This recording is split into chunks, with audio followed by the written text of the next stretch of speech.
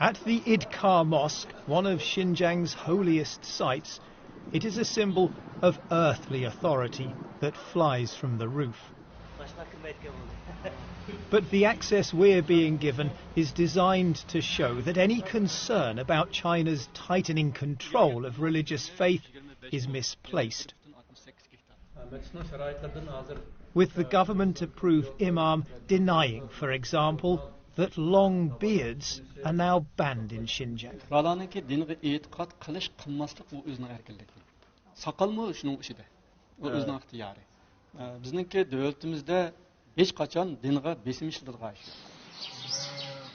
When we break away from our official tour, however, along with the locked and deserted homes, we find clear evidence of the suppression of Islamic customs and beliefs. So here it is in black and white, a notice telling people living in this village that certain religious practices are banned.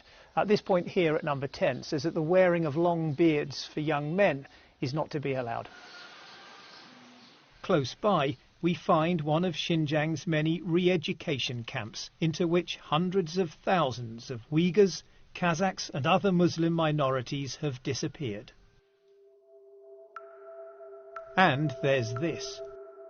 Right across the region, mosques are being destroyed.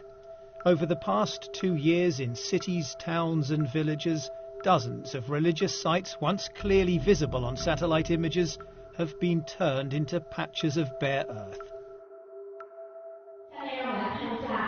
China's case is laid out in gruesome detail in this exhibition, designed to prove that its policies in Xinjiang are a rational response to years of separatist violence.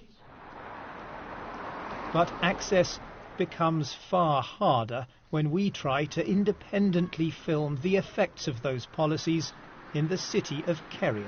为什么我们不会去清真寺吗？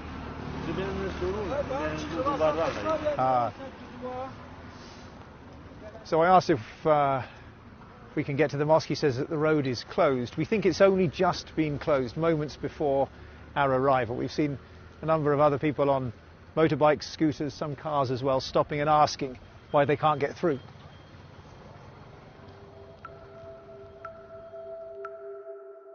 We're hoping to find out what's happened to this, the gatehouse of the city's Aitika Mosque.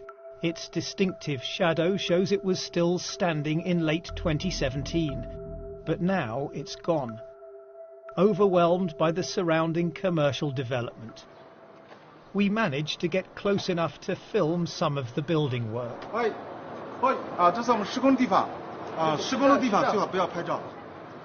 Marooned in the middle, the mosque's prayer hall with its domed towers is still intact.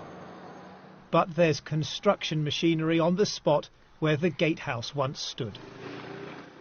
Nearby, traditional Uyghur neighbourhoods are being demolished too. The old homes are visible in this image from 2 years ago. Whole swathes have disappeared just a few months later. This patch of land encapsulates perfectly the two driving forces of modern China: political stability and economic development. There's no doubting that these neighbourhoods were poor, but by demolishing them, by repressing the faith of those who lived in them, and by forcing hundreds of thousands of them into re-education, the concern is that a whole history and culture are being wiped out. In 2015, we filmed the crowds, young and old, turning up to pray at the Idkar Mosque. Beards were easy to spot. 4 years on, the faces are clean-shaven.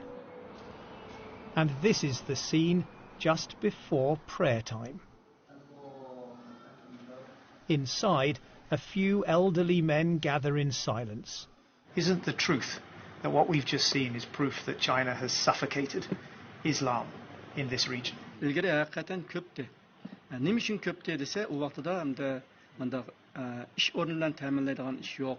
Lekin xalqlarning turmushi namorat. O'ttir yoshliklar emgak bilan va tijorat bilan, hunar kasb bilan shug'ullanyotadi. Shunda bo'lgandan keyin kunduzi ular tijorat qiladi yoki hunar kasb yoki xizmat qilganlik uchun bu yakil namoz o'qiydigan vaqti yo'q. Until recently, this place was the vibrant heart of a deeply devout society. Now, there's almost no one left.